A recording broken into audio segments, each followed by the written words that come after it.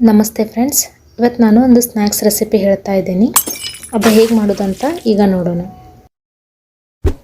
Friends, ನಾನಿಲ್ಲಿ ಎಲ್ಲ ಕಾಳನ್ನು ಹಾಕಿ ಬೀಸಿಟ್ಕೊಂಡಿರುವಂಥ ಹಿಟ್ಟನ್ನು ತಗೊಂಡಿದ್ದೀನಿ. ನಾನಿಲ್ಲಿ ಮೈದಾ, ಅಚ್ಕಾರದ ಪುಡಿ, ಚೀಸ್ ಮತ್ತು ಕ್ಯಾಬೇಜ್, ಟೊಮೆಟೊ ರೈಸ್ ಮಾಡಿಟ್ಕೊಂಡಿರುವಂಥ ಟೊಮೆಟೊ ರೈಸ್ ತಗೊಂಡಿದ್ದೀನಿ. ಫ್ರೆಂಡ್ಸ್, ಈಗ ಎಲ್ಲ ಹಿಟ್ಟನ್ನು ಇದರಲ್ಲಿ ಹಾಕಿ ಸರಿಯಾಗಿ ಕಲಿಸ್ಕೊಳ್ತಾ ಇದ್ದೀನಿ.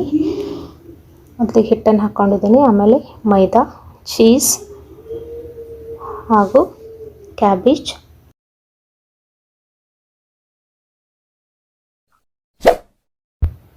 ಈಗ ಇದರಲ್ಲಿ ರುಚಿಗೆ ತಕ್ಕಷ್ಟು ಉಪ್ಪು ಮತ್ತು ಅಚ್ಚ ಖಾರ ಪುಡಿ ಹಾಗೂ ಟೊಮೆಟೊ ರೈಸನ್ನು ಮಿಕ್ಸ್ ಮಾಡ್ತಾ ಇದ್ದೀನಿ. ಪ್ಲೇನ್ ರೈಸ್ ಕೂಡ ನೀವು ಹಾಕ್ಕೋಬೋದು ಫ್ರೆಂಡ್ಸ್.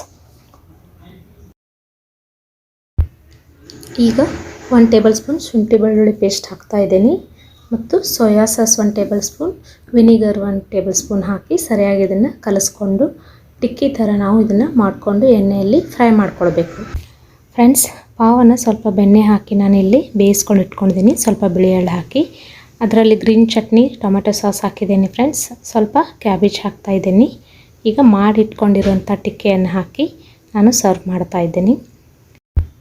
ಫ್ರೆಂಡ್ಸ್, ಈ ಟಿಕ್ಕೆಯನ್ನು ನೀವು ಶಾಲು ಫ್ರೈ ಕೂಡ ಮಾಡ್ಕೊಳ್ಬೋದು. ಈಗ ಇದರ ಮೇಲೆ ಗ್ರೀನ್ ಚಟ್ನಿ ಮತ್ತು ಟೊಮೆಟೊ ಸಾಸ್ ಹಾಕ್ತಾ ಇದ್ದೀನಿ. ಸ್ವಲ್ಪ ಕ್ಯಾಬೇಜ್ ಹಾಕ್ತಾ ಇದ್ದೀನಿ ಫ್ರೆಂಡ್ಸ್.